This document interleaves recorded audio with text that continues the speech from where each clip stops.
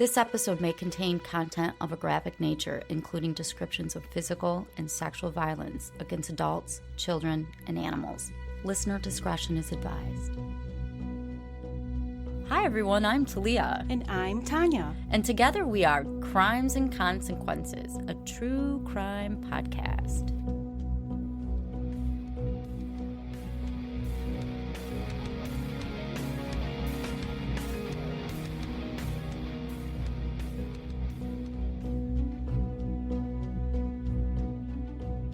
Welcome back, everyone, to another episode of Crimes and Consequences. I'm Tanya. And I'm Talia. And we're a couple of lawyers in real life who like to say the F word a bit. Yep.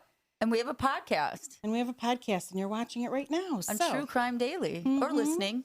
Yes. And we appreciate you all. And before we get into today's episode, just like to remind everyone to hit the subscribe or follow button or like on whatever app. If you're watching on YouTube, if you could do that, that would be great. And now we're going to get into the episode today. Have you heard about the Stay family? No, I was thinking you were talking about the McStay. No. Or isn't that a case? Isn't it? I think so. But nope, that's not the right one. So okay. Nope, then I don't know. All right. I don't know, so tell me. I will. Share with me. July 9th, 2014 started off as just another beautiful summer day in suburban Houston, Texas. Okay. The Stay family consisted of 7 people. There was mom and dad, Katie and Stephen. Katie was 33 and Stephen was 39. And their 5 children. Wow, 5. 5. They got more than me. Whew, I know. Wow. 15-year-old Cassidy, 13-year-old Bryan, 9-year-old Emily, 7-year-old Rebecca, and the baby of the family, 4-year-old Zachary. On this particular Wednesday, Katie and Stephen were out running errands and had left the children at home with the eldest, Cassidy, at the helm. Cassidy and her brothers, sisters, they were just hanging out around the house, and they lived in Spring, Texas, when the doorbell rang. Spring, Texas. That sounds nice. It does. Cassidy answered it, and when she opened the door, there was a man dressed in a FedEx uniform. He's got a package. Right. The man asked Cassidy to see her parents, and she said that they weren't home, and she closed the door. The man left, but returned a few minutes later. He again rang the doorbell, and again, Cassidy answered, telling him her parents weren't home. Hey, what part of my parents aren't home? I know. You're not kidding. I mean, it's kind of creepy if she has to say it twice. Twice. When she opened the door, the man told her, I used to be your uncle. What? I was married to your mom's sister. Cassidy was weirded out just by this whole encounter, and for good reason, because when she tried to shut the door, the man forced his way into the home, and after he tied her up. Tied her up? Yeah. Where were the other kids? They're there. He tied Cassidy up. He made her lay face down. He tied all of the children up. Oh, my God. And made them lay face down on the floor. And he said they were going to wait for Katie and Stephen to get home. Oh, those poor kids. Yeah. They must have been terrified. Well, yeah. I would have just, I don't know. Holy shit.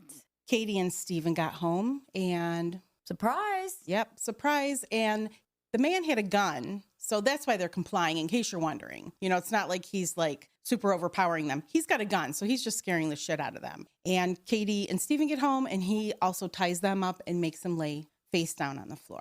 Was he an uncle? Yeah, he was an ex-uncle. His name was Ronald Lee Haskell. And so, yes, it was true what he told Cassidy, that he'd been married to Katie's sister, Melanie.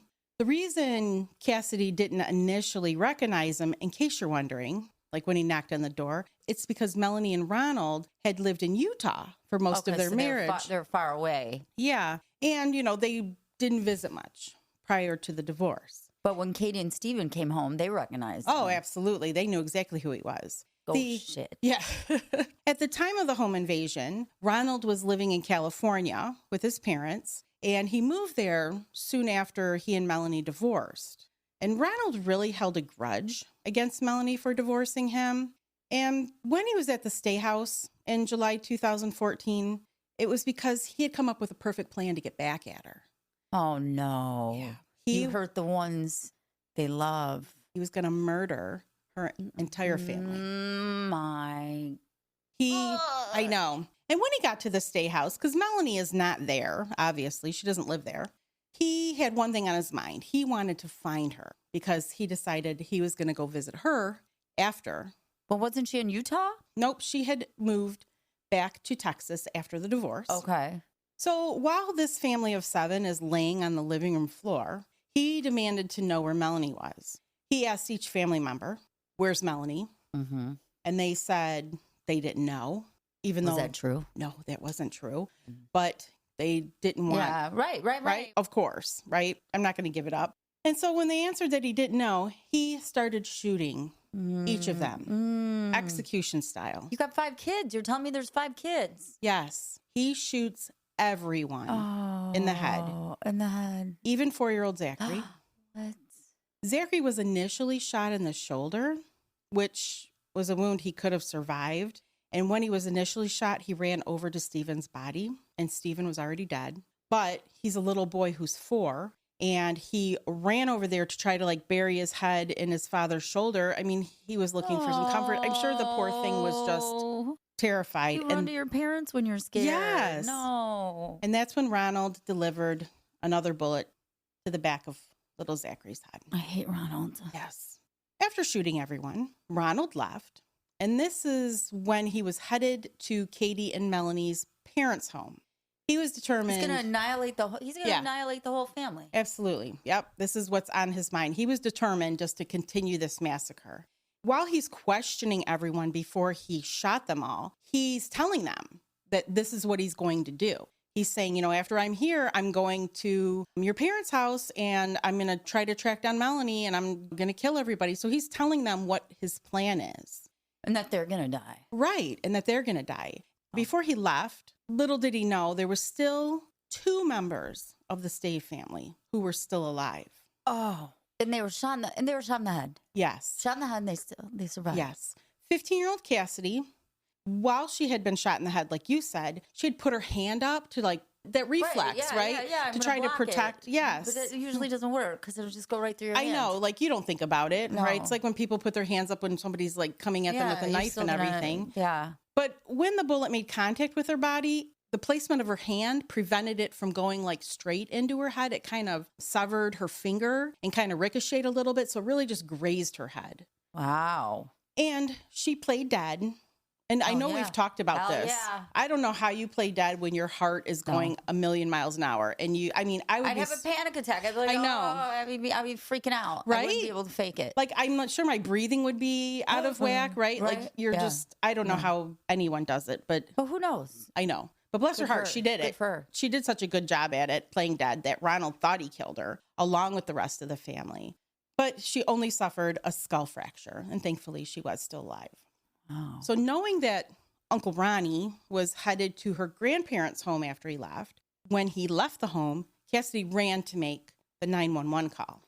She was able to alert the police of what she had just witnessed in her own home and that Ronald was headed to her grandparents' home. She gave the 911 operator her grandparents' address, and the police headed that way, hoping that they could catch Ronald before he hurt anyone else. Yeah, to get there in time. Yeah, absolutely. Thankfully, using this information that Cassidy provided, the police were able to confront Ronald at her grandparents' house and before he had the chance to exit his vehicle.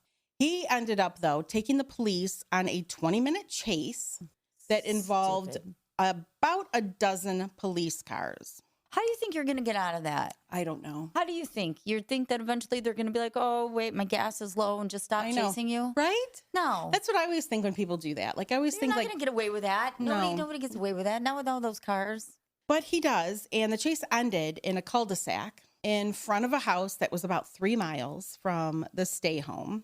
During the chase, the police used a spike strip to stop the car that Ronald was driving. So they do the spike strip, and so that's when they're able to then block his car using 2 armored vehicles, similar to like the big ones you see on TV, So he's screwed. Oh, yeah. He's caught. Yeah. One of the armored cars literally blocked his little sedan by driving basically on top of it. So he wasn't going anywhere. So that's the end of the story. Yeah. The end. Thank you for watching.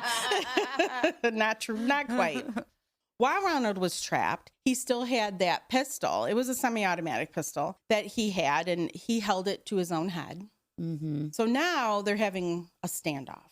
So during the standoff, which lasted about 4 hours, of course, the police evacuate all of the homes nearby, and they spoke to Ronald on a cell phone. And after about 4 hours, like I said, he surrendered without anyone else getting hurt. Well, yeah, okay. Where's he going to go? I know. mean, he's, like I said, he's fucked. And Cassie likely saved the lives of her grandparents that day. Who else survived, though? I'm going to tell you. Okay. Like I said, she wasn't the only survivor. Initially, 7-year-old Rebecca survived the shooting. Why did you say initially? Because she succumbed to her injuries and passed away at the hospital. Mm. Because, they did send an ambulance right away when Cassidy was on the 911 call, and they took both her and her sister to the hospital. But unfortunately, Rebecca's injuries were so severe that she passed away. Cassidy remained in critical condition at Children's Memorial Hermann Hospital for a few days, but she was finally released on July 11th once they thought she was well enough to go. And her whole family I know. has been slaughtered. Right? Her whole family. And she's only 15. Except for her grandparents. Except for her grandparents. Oh, my Lord have mercy. I can't imagine living. Can't imagine living with that either. Like a survivor's guilt. Oh, she must. I hope she's getting help because this is just so sad. I can't, and they were killed in front of her. Right. It's one thing, lose them in a car accident, but she's got the memory of that horrible day. Well, you may be wondering what could have possibly triggered this whole horrendous event. Life seemed to be going great for Ronald and Melanie when they married on March 15th, 2002 in Orange County, California. After they were married, the couple moved to Logan, Utah. They had 4 children together. So he's the dad of 4 children. Yes, he's the dad of 4 children. However, at some point, Melanie filed for divorce, which was finalized on Valentine's Day in 2014. Ow. I know. Oh, that hurts. And that's when she headed to Houston to move back to be close to her family, and her sister Katie helped her.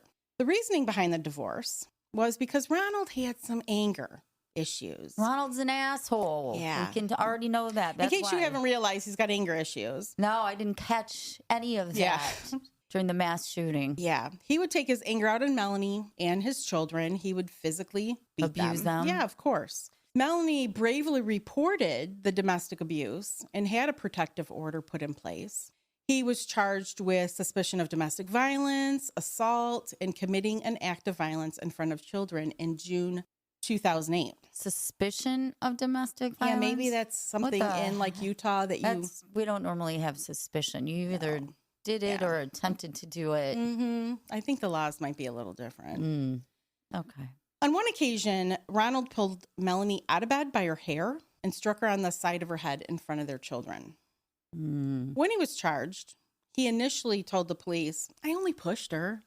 That's the only thing that happened. And he had no clue. He acted like he had no clue.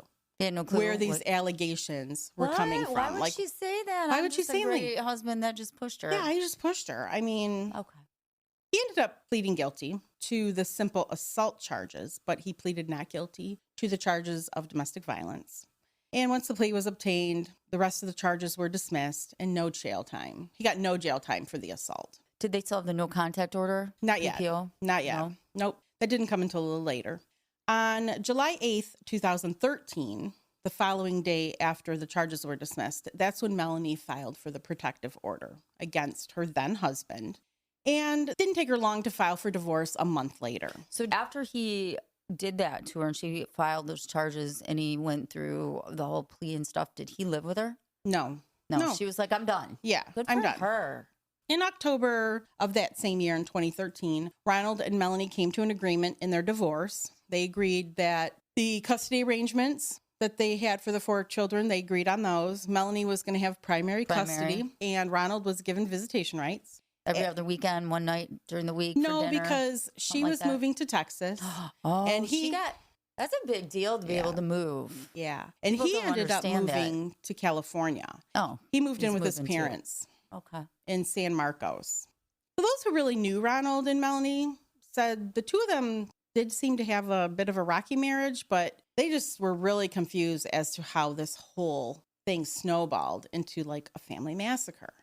When they got the divorce, Melanie was just desperate to get away from him, and she would tell her sister Katie everything, and Katie was determined to get Melanie and her 4 children back to Texas so that she could be near family. And because the parents are there too, right? Mm-hmm. Is it maternal grandparents? Mm-hmm. Yep. It's Melanie and Katie's parents. So she did what any good sister would do. I mean, you would help your sisters. Absolutely. She helped Melanie get away from this horrible man. And I'm sure there's more incidences of domestic violence and shit. And I'd be surprised if you didn't mention some stalking. Yeah, he was just Piece horrible. of shit. And Melanie's divorce lawyer was even fearful Really? for Melanie's safety. Her attorney's name was A. Daniel Barker.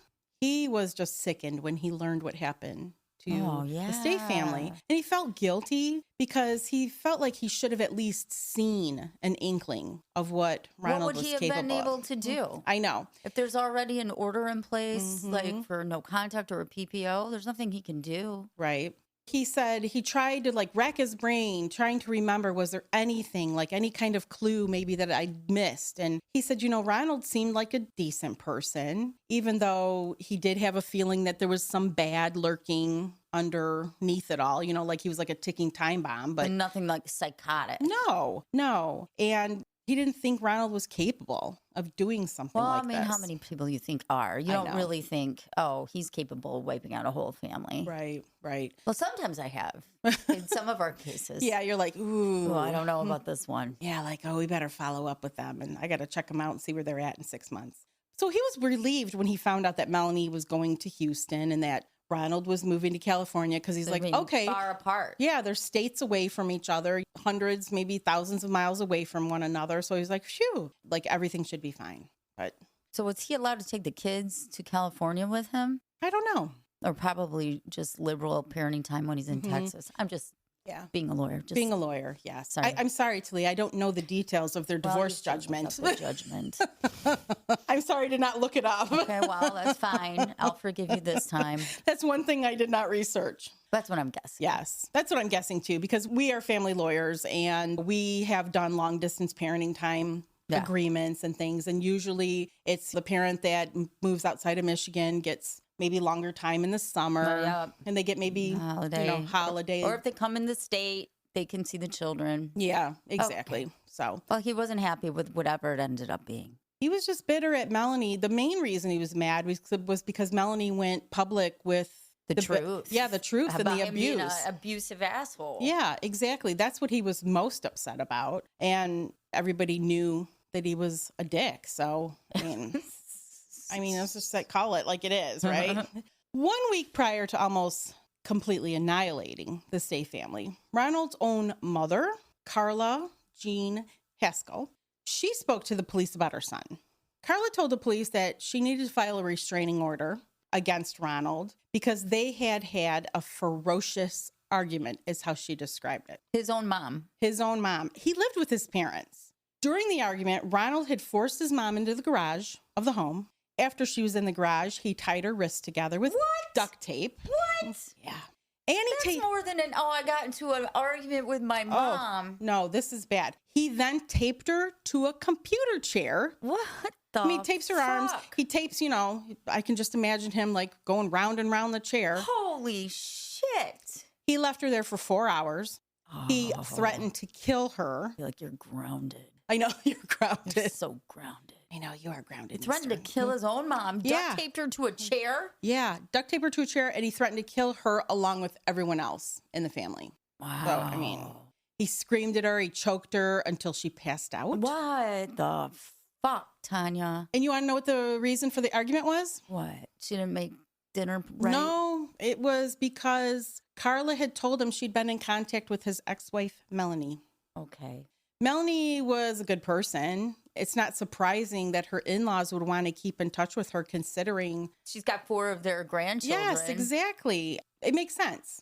But this information... This is way over the top for Ronald. Come on. This information just set him over the edge. Holy shit. Who does that to their mom? Not your mama. And don't you want your mom to see your kids? And talk to them maybe? Because I'm sure, if they're talking on the phone. No, he's lost it. He's losing it. He's losing it. Absolutely.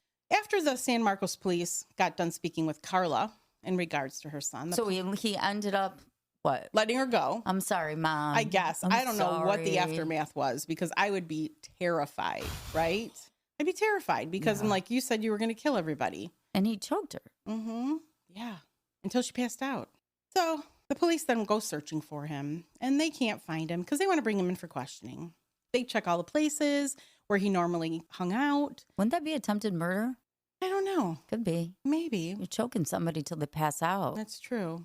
Just saying. I'll get back to it. Definitely kidnapping. Yeah, something. Assault. Mm. Assault with intent to commit bodily harm. Sorry. I'm just thinking. Quit showing off for everyone, Talia. I'm just trying to sound smart, okay? I don't know. So from the outside, everyone that knew the Haskell family thought they were just this perfect Mormon family trying to live their lives in Utah. Melanie was a great mom. Ronald was a great dad who loved his family. However, their secret life was exposed, and everything just came crashing down when Melanie filed for divorce. Before I tell you more, we're going to take a break.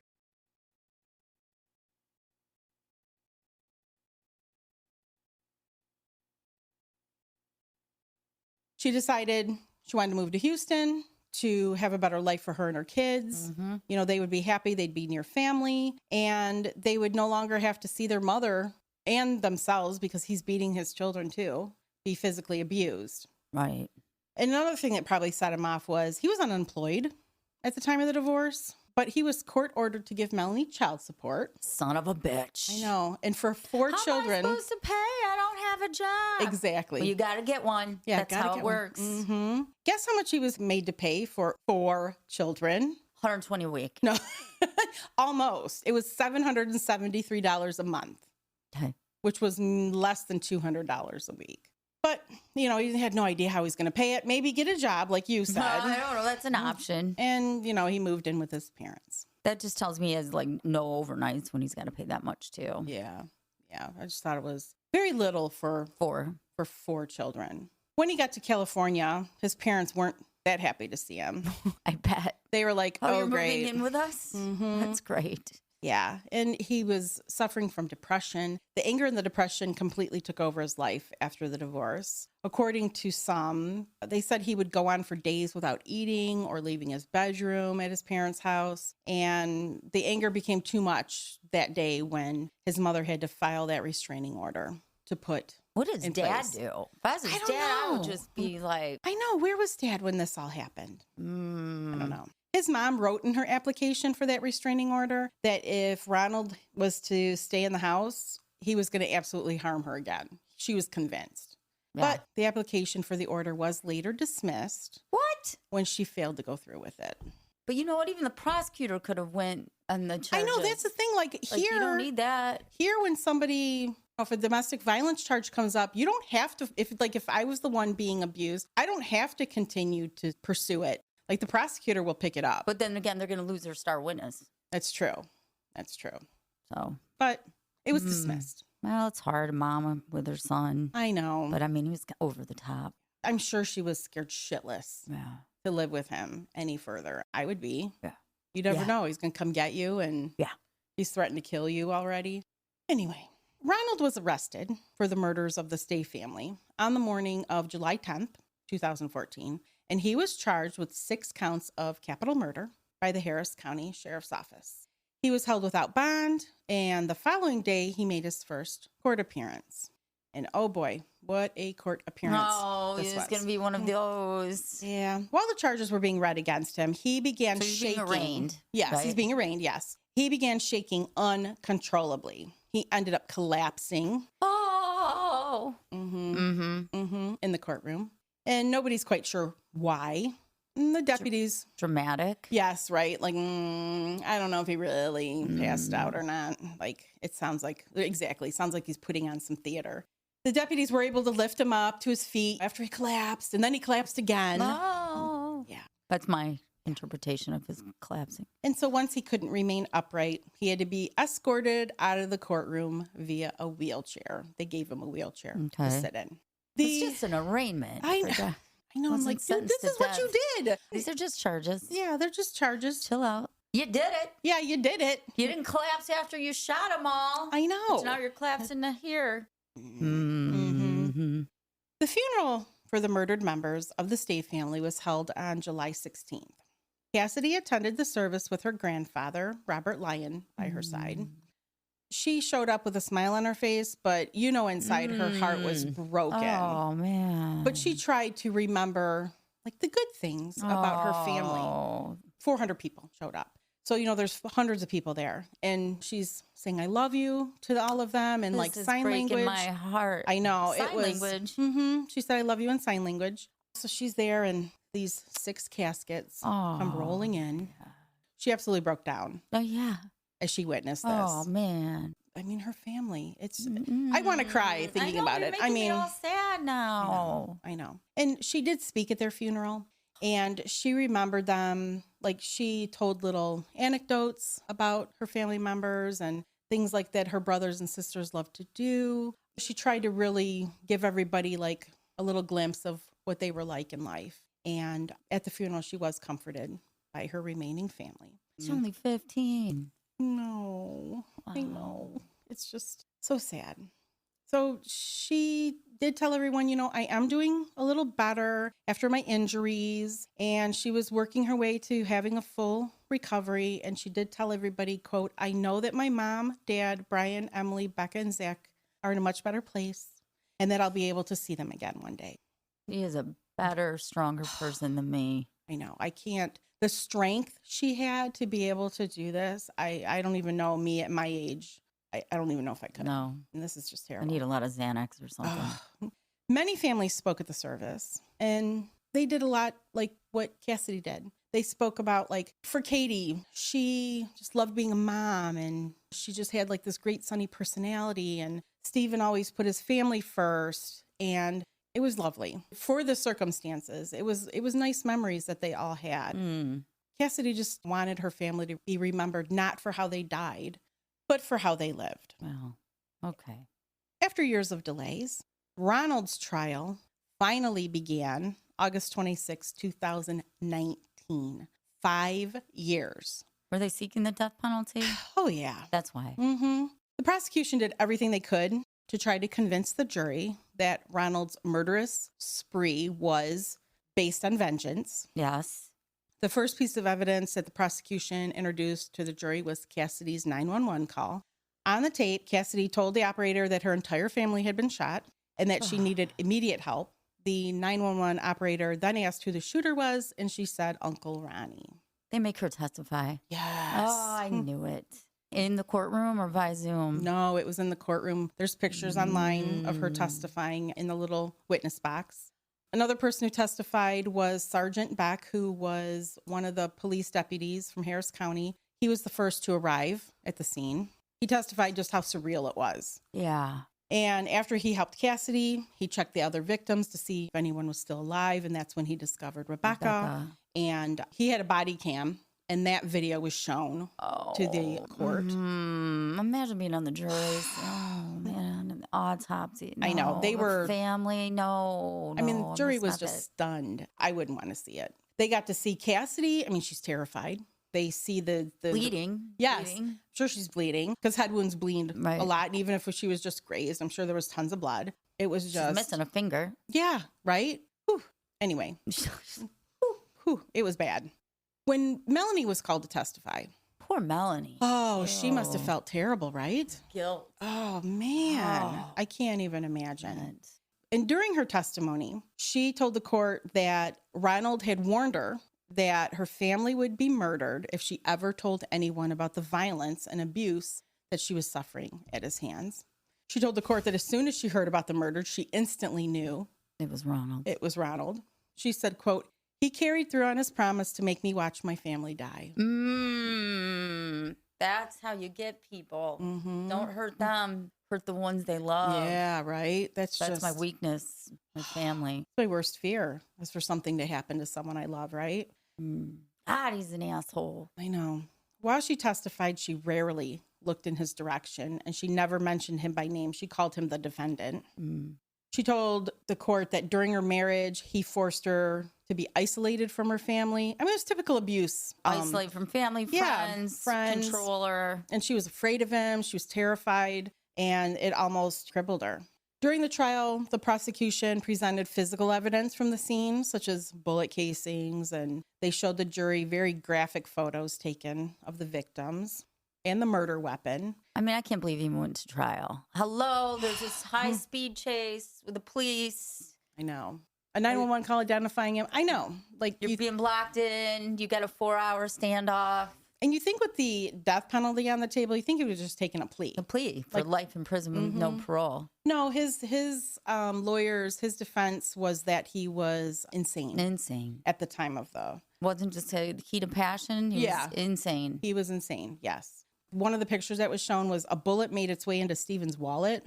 Like he had it on him. So I don't think Ronald was just shooting everyone once. I think there was multiple shots because, like I said, like Zachary got in the shoulder. That's right. So I think he shot everyone a couple times. I don't know, but even though I didn't find any like articles or anything that said that, but that's what I think happened. You're probably That's my right. opinion. I mean, you're not a trained professional. I'm not a trained professional. I'm not a forensic analyst, but anyway. So regardless of all this physical evidence, the phone call, the bullet casings, whatever. Tying up mom. Yeah. Like I mentioned, the defense strategy was to show that he was insane at the time of the attack. The defense told the jury that Ronald has since been sedated and treated for mental illness. What mental illness? Depression, anxiety. I think there was no like, oh, he's paranoid, schizophrenic, something serious, or like bipolar disorder or something that went untreated for years or something. No, it was none of that. It was, he's just. Didn't he drive from California all the way to Texas? Yes. So he had a long time to turn around. Yeah, it took him over 24 hours to drive to Texas. So he had a lot of time to think about this. His attorney, Douglas Durham, stated that the state of Texas had this insanity statute, and he was so certain the evidence was going to show that Ronald was under extreme mental incapacity. How can anybody do this for revenge? Well, let me tell you, he's going to lose because state of Texas really... Texas don't play. Texas don't play. Texas don't play. Texas don't play. And they have a very high standard to meet the, for lack of a better term, insanity defense. Yeah. Yeah, you're not going to win it.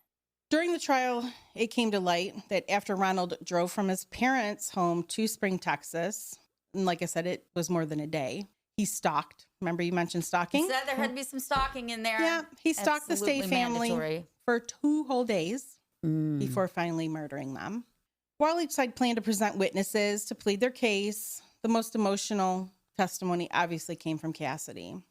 She was on the stand on day 2 of the trial. And the prosecution really did kind of a masterful job because initially, instead of just boom, boom, boom, asking her questions about what happened, they had her tell about her family. And pull on the heartstrings of the jury. Pulling on the heartstrings. Yeah. And then they did ask her about the attack. She said she remembered answering the door and there was a FedEx guy there and he was holding a white pillow that was covered in duct tape. And she said she was initially confused. Like, what is this? But he used it as a silencer. Was he dressed as a FedEx guy? He was dressed as a FedEx guy, and he actually worked for a company, like one of his prior jobs. He worked for a company that was contracted to FedEx, so he did have a FedEx uniform. He was not a direct employee. Okay. He was a contract employee, but I'm trying to defend FedEx a little bit. But yeah, he was a contract employee. So angry right now. I know. And Cassidy described that before he started shooting everyone, she was just praying as they were being held at gunpoint while she and her siblings were being held. And they waited for her parents to come home. And she, while they're waiting, she's trying to talk to Ronald and try to relate to him like on a human level. Uncle Ronnie. Yeah, she started talking to him about her siblings. She told him how old they were. She said she was trying to appeal to his humanity. And, smart. Smart. She said, I didn't think someone would hurt kids if he knew their names and how old they were. Especially a 4-year-old dad. Oh my God, I know. And he's a dad, right? Right, with his own 4 kids. Yeah. And there have been studies done that this technique works. Yeah. Sometimes. It works sometimes. Probably not with Ted Bundy. Probably not, But with some people. But with some people, I think when you try to put the humanity, and we've done stories where, like, if you're captured by a serial killer or something, sometimes when you try to get to know them and relate, they start to loosen up and they recognize you as a human, not an object. Yeah, exactly. But unfortunately, it didn't work. It didn't work in this instance. Describing the aftermath of the shootings, Cassidy told the courtroom she remembered how the room smelled. Oh. That it just reeked of the smell of blood, and the air was just sour and hot. The atmosphere was heavy. And as she's describing this, Ronald just sat at the defense table with just a stoic look on his face, and he had no reaction. But according to the defense, he was sedated at the time. Okay, well, it would be a lot of Xanax for me to have no reaction. Yeah. After the jury heard that Ronald stalked the family for 2 days prior to the shooting, they knew for sure. Right. This spree was premeditated. It wasn't something, of course, and two, he drove. He had like 3 or 4 days. This isn't a crime of passion, heat of passion. No. I'm so angry right now. Right.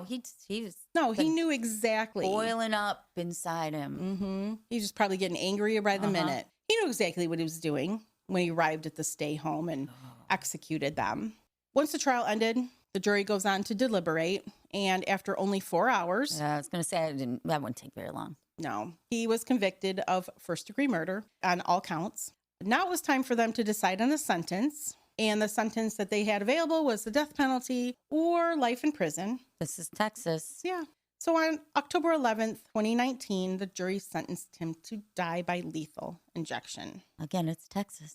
Exactly. I told you, Texas don't play. Texas don't play. I mean, I've never been there. I've heard it's lovely. Texas don't play. Don't commit a murder in Texas, right? I mean, of all places. Is that the advice for I guess. I don't know. For the week, don't commit a murder in Texas. Don't commit a murder. I guess do it in California, because if you go on death row. You're never going to be. You're never going to be. They don't even have death row. Oh, yeah, they don't have death row anymore. So, I don't know. Anyway, I'm being sarcastic. Don't in case anyone didn't recognize my sarcasm. I did. Thank you. During her victim impact statement, Cassidy told the jurors that her family always told her that Ronald only ever felt sorry for himself. It's probably true. Yeah.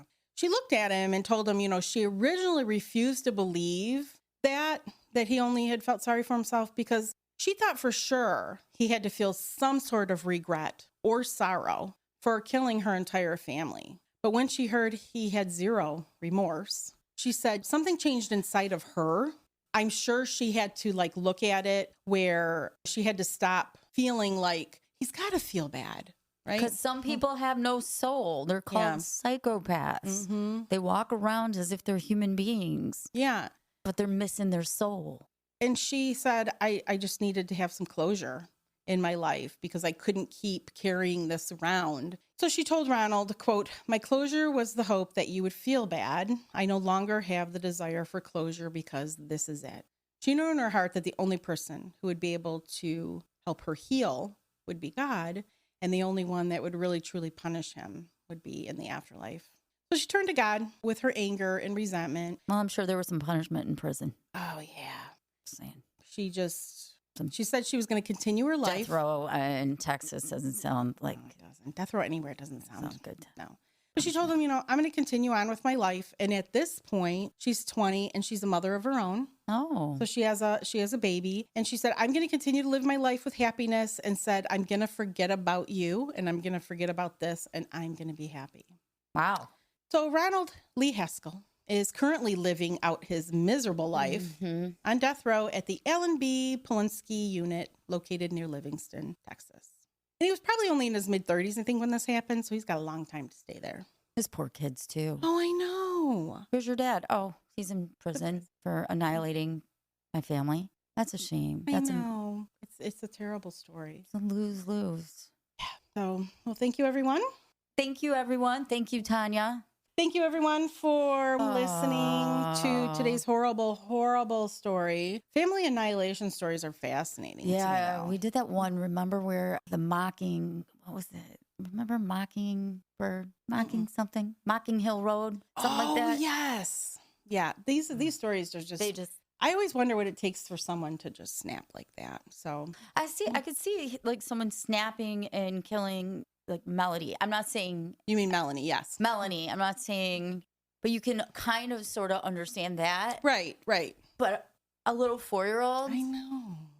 Children? I know. What's going on? That's just an evil... What's going on here? It's just evil thought. I'm going to hurt her so bad.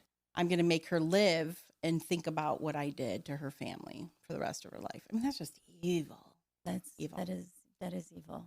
If you haven't already, please hit the subscribe, follow, like button, whichever Any positive button. Yes, anything. Anything If you positive. would like to hear more episodes of our Yes. podcast, you can go to our website. Crimesandconsequences.com. And you can listen there. You can listen on any major podcast app. Yep. Apple, Mm-hmm. Amazon. Absolutely. But Spotify. we recommend True Crime Daily on Absolutely. YouTube. Yes. So you can see our pretty faces. And if you want even more episodes, Who doesn't? we have a Patreon channel or page. Whatever What you is want to it? call it. What is I it? don't A know. page, I don't know, channel, page, website, I guess. I don't know. And so you can go to patreon.com/TNT Crimes for Tanya and Talia Crimes. Trying to make an N. T N T Crime. Like dynamite. Dynamite. If you listen on Apple, you can go to the Apple Podcast app and subscribe there. So you'll get unreleased to the public episodes. And we probably have about 109, close to 190 of those full episodes. I thought we had 1 billion. We do have, well, yeah. Oh, you can't do that. That'd be false advertising. We Millions have quite and about billions. millions and billions of episodes. So if you're interested, check it out. And we are going to do shout outs next week to all our patrons that we have not. Yeah, we haven't done it for a while. So We're sorry. So stay for next week to the end. And we might have commenting on the commenter. Or review the reviewer. Or We'll have to review figure the it out. reviewer. Yes. It depends on how hurt we are inside by your comments. So until our next episode. Don't kill each other. Bye. Bye.